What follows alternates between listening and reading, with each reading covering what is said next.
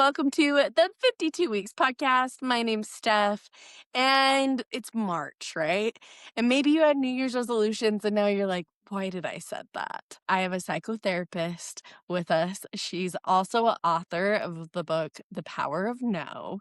So let's welcome the one, the only, Tanya Dantus. Tanya. Hello. We recorded about 10 minutes and then I realized it wasn't recording. So I feel like I've just picked Tanya's brain and there's so much more that I want to learn. But I want to start with when you make goals for yourself and it doesn't have an outcome. It really makes a difference where that goal is coming from, like what your intention is in that goal, right? So a lot of people don't realize that they're setting goals out of their conditioning, right? So some people are told you have to be a doctor, a lawyer to be like the good child or the good son or daughter. And so you're always setting goals to be like good and be seen and get other esteem or external validation rather than internal validation. Basically, when we're only getting validation from the outside, it's not going to be sustainable because at some point we're going to do something that others are not going to like, right? Or it's just never going to be enough. We got the house. What's next? I need more, right? I need more. And so when we set goal, what does it look like to set goals? So my method, RIFRA, is an acronym for root, impact, feel, reflect, action.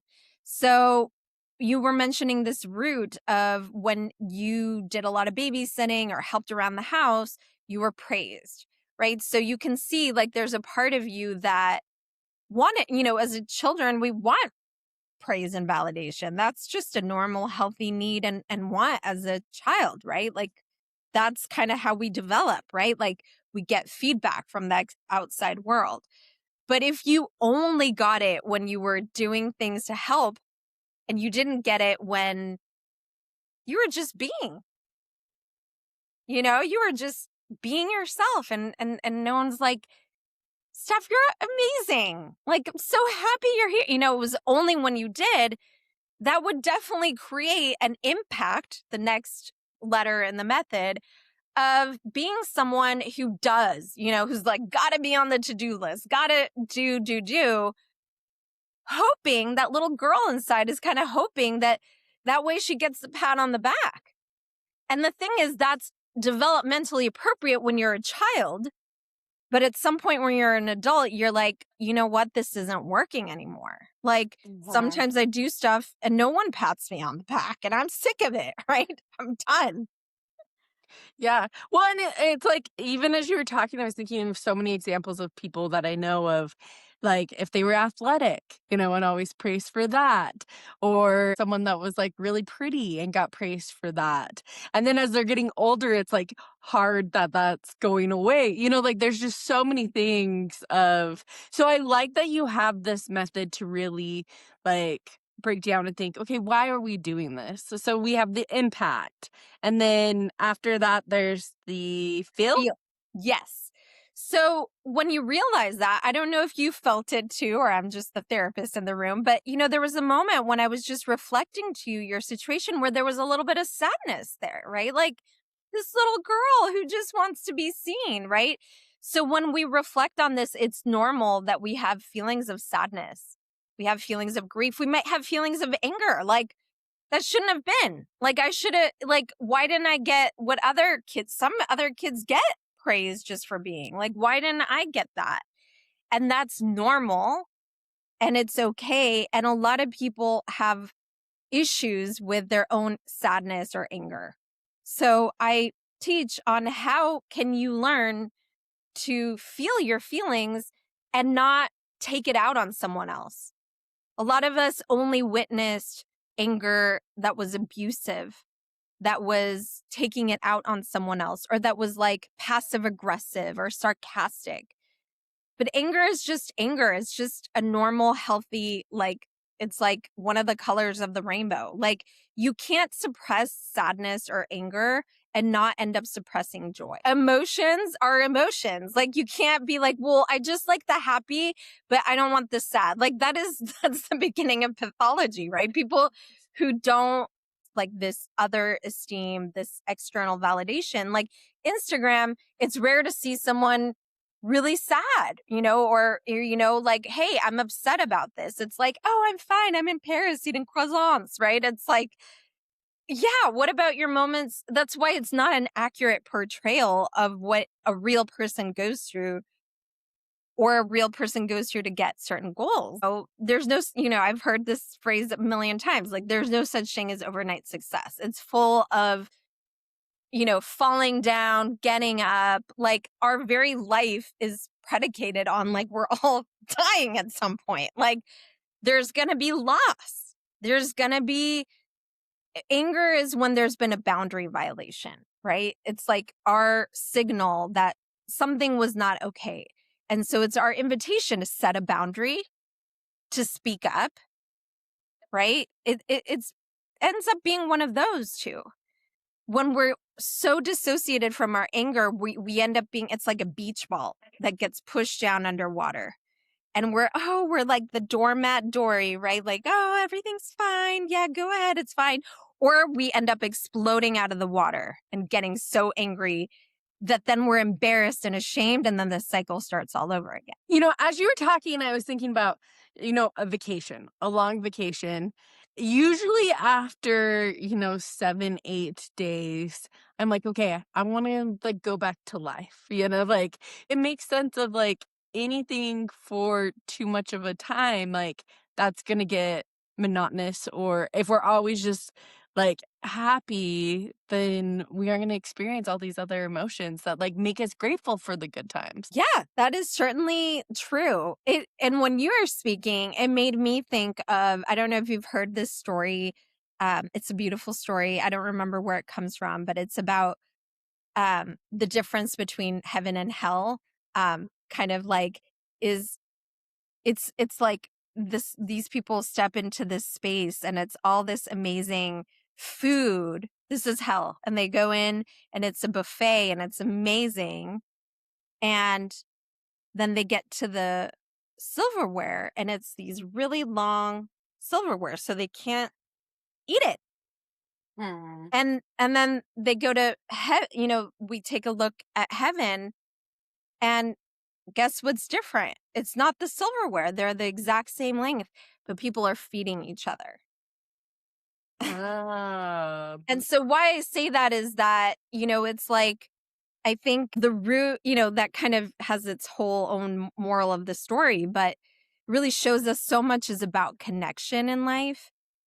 And of course, there's going to be grief and loss in connection because, I think we live in a culture that tries to avoid any thought of grief. In old times, we would all come together and grieve. And like, there's like the Wailing Wall. There's all these things that are about like wailing together and being together in grief and loss and having community. And we've lost that. And that really disconnects us from gratitude for what we have as well. Because, like you were saying, without one, there's not the other. Like, if you don't really appreciate what you have, you don't really care if it's gone. It's like swipe right, so swipe left, whatever, throw it away, consumer culture, right? But it's like, if you really value the earth that we have, the beauty, the nature, the connections, you're going to treat them differently.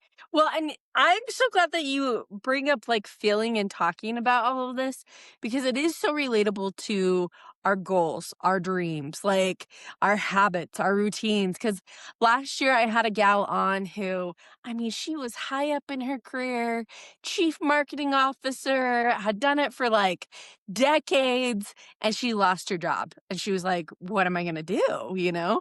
And then she started studying AI and now she's like an AI consultant and like pivoted in and which where she's like my career was actually like being replaced by AI and now she's like on these fellowships and stuff.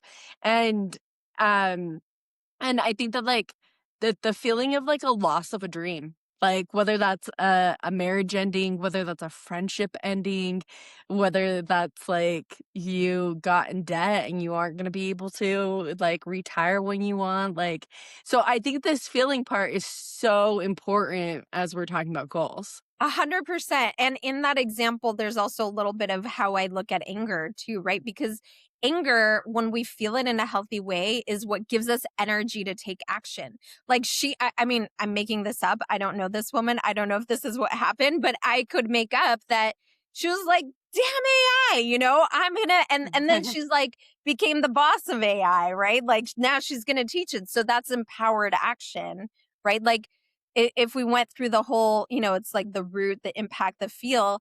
If we go then to the next one, which is reflect, it's like she really sat with like, God, I'm angry that this machine is taking my life. And I feel angry. She allowed herself, I don't know, to go to a kickboxing class and just really feel it. She then could sit and reflect and then take empowered action and be like, you know what? I'm going to teach on AI. That's exactly a good. But if we deny the anger, then it's almost like we miss out on this whole transformative experience that occurs that's like beyond us. Like, I don't know what my grief or my anger will always lead me to, but if I start to trust it, it kind of opens my mind to new things or like actions I need to take or ideas. Yeah, and I think that sometimes it's so easy for us as humans to take like the path of least resistance, right? So like even if you aren't like loving your job or even if you aren't like loving a relationship or whatever, people stay in it. And and so sometimes having that job like being fired or whatnot, it actually gives you all these opportunities because maybe you would have waited a little bit away. So I love you talking about this that propelling. That what you mentioned is something I go into a lot in my book. Um, I give a lot of very concrete, practical exercises to really look at the cost of things. Because what you're saying, like staying in that marriage, staying in that job, it's easy to kind of get into this resigned place, like sunk cost fallacy, like whatever, like I'm already in it. Oh, well. But if we really sit and do some of these exercises and look at the long term cost, which is the impact things have, the root having an impact, we really make space to get present to the thousands of dollars. If I don't ask for a raise, if I don't speak up and negotiate my salary, and I look at every paycheck and every year that goes by, that ends up being a lot of money.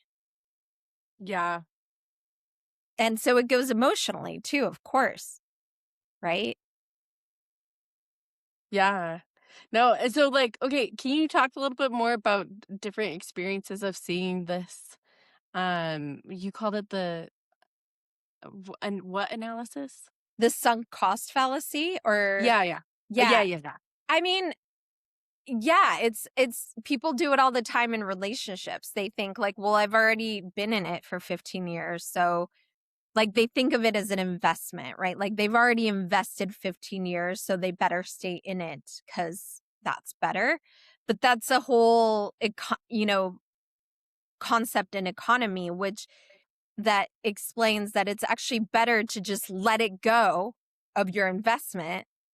It's kind of like buying a house that you have to invest so much to like make it and you keep investing in instead of just, you know what, tear it down. Like tear this down and start over again. It's going to be better. But if you keep thinking, well, but I already invested. I already invested. Like I don't want to lose that. You're going to continue losing. So sometimes it's better to just let go of your loss. Like, okay, yes, I did lose this, but from today on, I'm not losing anymore. So that's this. Yeah. No, that makes Yeah. And so, like, that was really my hope in the book. Like, I share a lot of my own personal stories, things I had to go through that I'd love to save the grief, for other women, especially, but everyone, anyone who reads the book can get something out of it. But um, it is a lot directed to a woman's experience in this world, right? Like, I wish I had gotten it sooner. So that's why I wrote this book, right? And I did have to reframe a lot of things for myself of, becoming a single mother. And like, that wasn't, as a Columbia University grad, that's not what I thought was the image of success that I was shown. And Yeah, and lots of other ones too, but yeah. Okay, question for you with that because I know, like, as like therapists, you're often like listening to people, right? Was was it interesting with writing a book to be sharing your story more?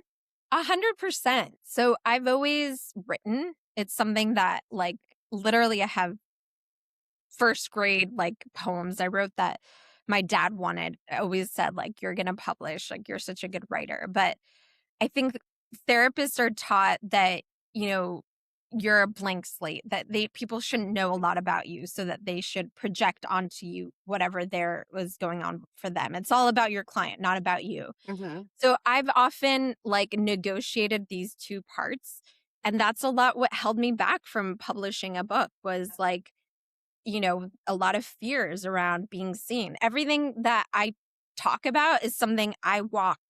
Like I like to walk my talk. I'm not sharing about like finding your root from not working with it myself. I'm not sharing about overcoming perfectionism or other validation or other esteem from like a theoretical standpoint. Like it's stuff that I've been through and literally publishing the book and putting myself out there is an act of like, I am actually at a place in my life where I'm okay with someone not liking it. I'm okay with someone reading it and being like, how dare she? Or like, you know, wow, I judge her for this or whatever. Like, you know what? They're entitled to their experience. Like, I know what mine is. And it's also felt amazing to have so many women say, oh my God, this resonates so much. Like, I feel so seen and accompanied. And that's who I wrote it for. It makes a little bit more sense as you're talking about like this book was something that you wrote for you, that it wasn't like to make other people's self-esteem. Yeah. Well, I mean, I definitely felt like I wanted to share with other women who have gone through a similar experience or something Yeah, that, yeah. you know, but I also feel like I'm now finally at a place in my life where what you were I can let go of the outcome. The outcome is not, you know, I'm not writing it to get so much praise from everyone. I'm okay without it. It's just something I had to do for me. It's an example of what we were saying. Like but I wasn't at that place 6 years ago. I started writing it 6 years ago, and I had hired a book coach, and I had paid for the publishing and everything, and when it came time I'd written it, and then when it came time to publish, I was in my perfectionist about it. I was like, "I need a right editor. I need, you know, I can't find the right editor. Like, oh my God, what will people, you know, what will my family think when they read this story? What will, you know, blah, blah, blah, blah, blah, like the chatter." And I had to live a lot of other things in these 6 years to finally get to this place where I'm like, yeah, like, no, this is something I want to do for me. I need to do it. And I really couldn't, you know, I don't need other people to approve or it's not for that. Man, that's so powerful, but as you talked about this perfectionism, that you had all this stuff in play, but it took you these years to be able to put it out. I mean, like, what can you just sort of, like, be on your soapbox for a second and, like, to anyone who has anything that they're stalling on right now. I mean, that's literally the whole book, right? Is like, that's it. Is like, this is what I wish I had known, right? And it's like literally like the practical exercises of tally up the cost of each, you know, we're not guaranteed tomorrow. You know, the literal cost each and every single day. Not only and I literally lead you through this like blow by blow. Like I make it very practical and actionable and very compassionate, which is what I think isn't always captured because I took all kinds of coaching, blah, blah, blah, you know, this and that. And I felt like that, you know, that's why I'm a psychotherapist and I'm a coach. And I feel like I embody that where it's like you both need to be able to see that inner child that needed to be seen without doing anything. And you also need to, you know, hold her hand and be like, let's go do this thing, right? It's like the little kid, you know, you don't just leave them at home and see them all day. You sign them up for those art classes they need, right? It's like both and, right? It's like they need to be seen and loved for who they are. And believed in and like invested in, right? So it's like, I think really deep inner work is necessary to like unearth those roots and stop making goals and just living our life based on conditioning and really come from our own soul, for lack of better, whatever you will, your own, inner intelligence, your own inner wisdom, your own soul.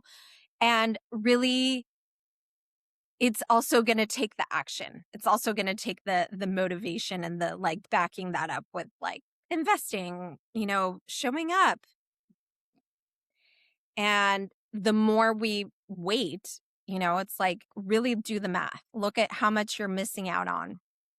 We're not getting any younger, right? No, I honestly love that, like, that's like, what you're teaching is what helped you, and, like, that of the, like, math actually, like, propelled you forward.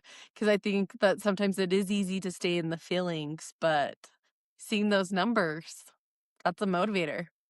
Yeah. And I mean, I think it's important to see that women are conditioned in our society. Like we've been conditioned, it's all over.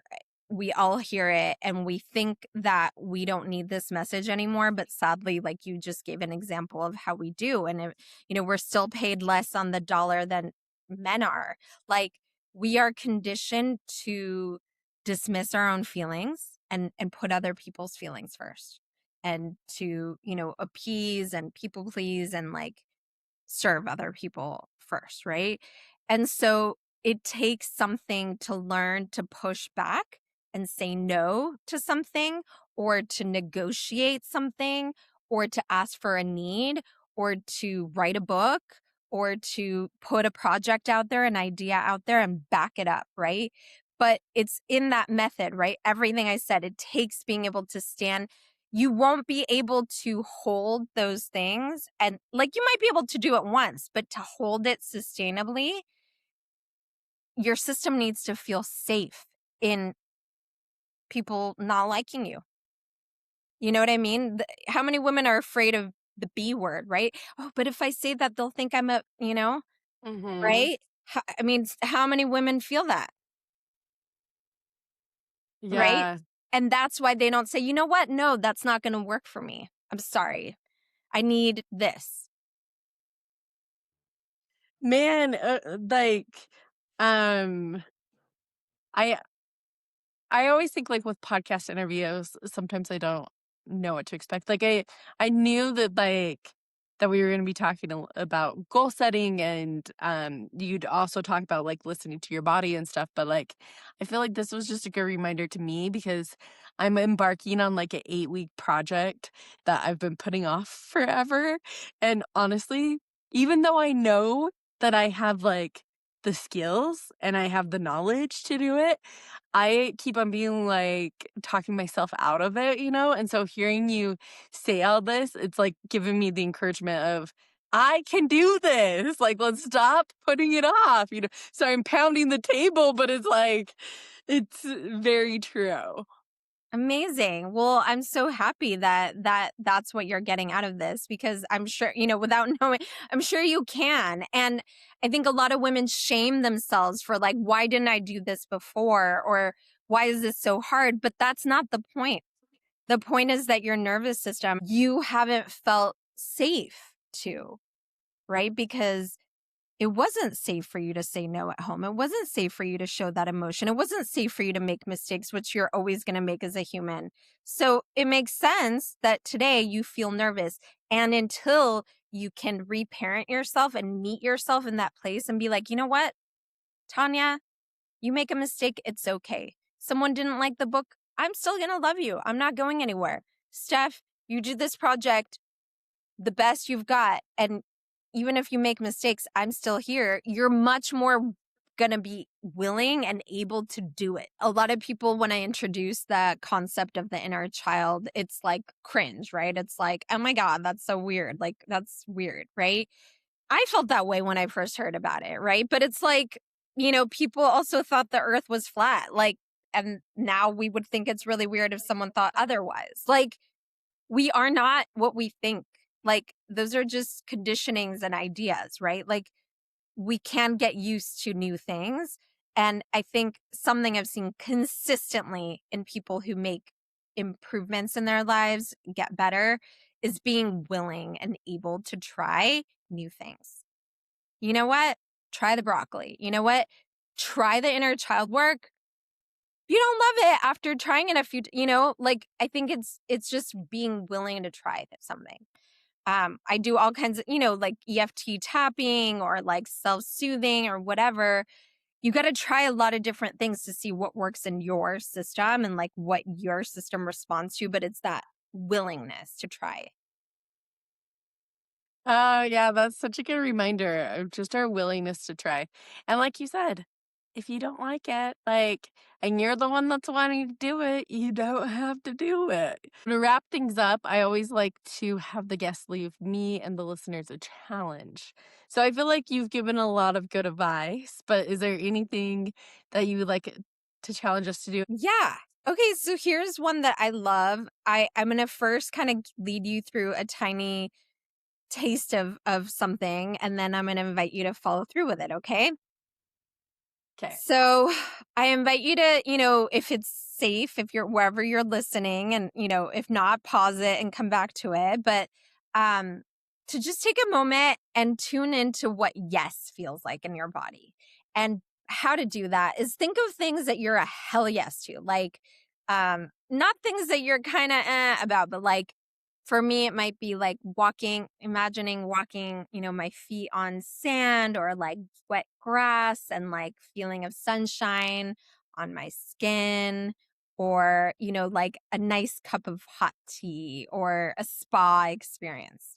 So, whatever it is for you, Steph, and whoever's listening, just take a moment to feel that yes. And at the count of 3, I'm going to say yes. And just notice, and if you can say it internally or you can say it out loud, I invite you to do that with me. So 1, 2, 3, yes. And notice how that feels in your body. So that's your inner yes. That's not coming from the outside. That's your internal yes feeling. And then on your own, I'm going to invite you to do the same with no. And this week, I'm going to challenge you to let yourself check in a little bit more with your own internal compass on what is a yes and what is a no for you. So if you're having breakfast, instead of you're always, it's like, do I want that green tea with honey? Yeah, no, I do want that today. Or no, maybe I actually want decaf coffee or whatever. I don't know. And so make it about small things to practice. It doesn't have to be like, do I want to live in this city? It's like, don't make it the biggest thing in your life, because we need to practice with smaller weights, right? To get stronger. And let that kind of tuning in with yourself, with your body, with your experience, not just come from like autopilot for a moment. And so that would be my challenge to you and the audience, is to kind of check in with some decisions a couple times a day, a couple times this week. What is my yes? What is my no? Oh, I love that. And as I was doing that, there was something that I realized, oh, actually, I don't want to do that. Like, I think it's something that I'm like, oh, that would look nice, but I actually don't want to. And so I think that that's a great check-in right there of what do you want to do?